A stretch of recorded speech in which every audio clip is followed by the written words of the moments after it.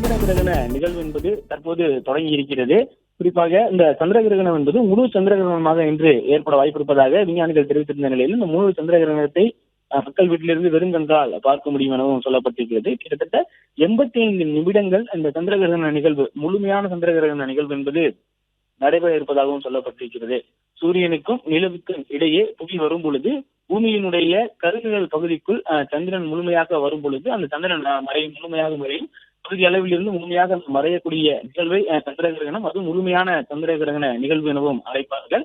குறிப்பாக இந்த சந்திர கிரகண நிகழ்வும் போது அது அடர் சிவப்பு நிறத்தில் காட்சியளிக்கும் எனவும் சொல்லப்பட்டிருக்கிறது. இது 8:58 மணியிலிருந்து அந்த புறநிழல் பகுதி என்று சொல்லக்கூடிய, அதாவது நிலவானது பூமியினுடைய புறநிழல் பகுதிக்குள் நுழைந்து இந்த அதிகாலை 2:30 மணி வரைக்கும் அது முழுமையான அந்த சந்திர கிரகணத்தில் இருந்து விடுபட்டு பூமியுடைய புறநிழல் பகுதியை விட்டு வெளியேறக்கூடிய அந்த நிகழ்வு நடைபெறும் என சொல்லப்பட்டிருந்தது. இந்நிலையில இரவு 11 மணிக்கு மேல் இருந்து 85 நிமிடங்கள் தொடர்ச்சியாக முழு சந்திர கிரகண நிகழ்வு 85 நிமிடங்கள் தொடர்வதற்கான வாய்ப்பு இருப்பதாக சொல்லப்பட்டிருக்கிறது.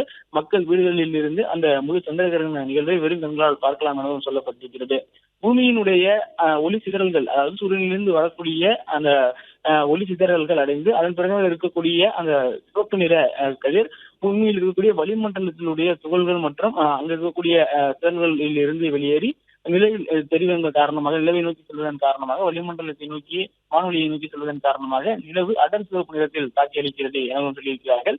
இந்த முழு சந்திர கிரகண நிகழ்வை வெறுங்கண்களால் வெளியிலிருந்து பார்க்கலாம். இதன் மூலமாக விலங்குகளுக்கோ மனிதர்களுக்கோ உணவுப் பொருட்களுக்கோ எவ்விதமான ஏற்படாது. இவை ஒரு சாதாரண நிழல்களுடைய நிகழ்வு எனவும் வான் ஆர்வலர்கள் தெரிவித்திருக்கிறார்கள். தற்போது சென்னையை பொறுத்த வரைக்கும் பிர்லா கோரங்கில் இருந்து பொதுமக்கள் டெலஸ்கோப் வாயிலாக அந்த சந்திர கிரகண நிகழ்வை பார்ப்பதற்கான ஏற்பாடுகள் செய்யப்பட்டிருக்கிறது. பொதுமக்கள் எங்கிருந்து வேண்டுமானாலும், அதாவது தமிழகத்தில் இருக்கக்கூடிய எந்த பகுதியிலிருந்து வேண்டுமானாலும் அவர்கள் அந்த முழு சந்திர கிரகண நிகழ்வை பார்க்கலாம் எனவும் சொல்லப்பட்டிருக்கிறது.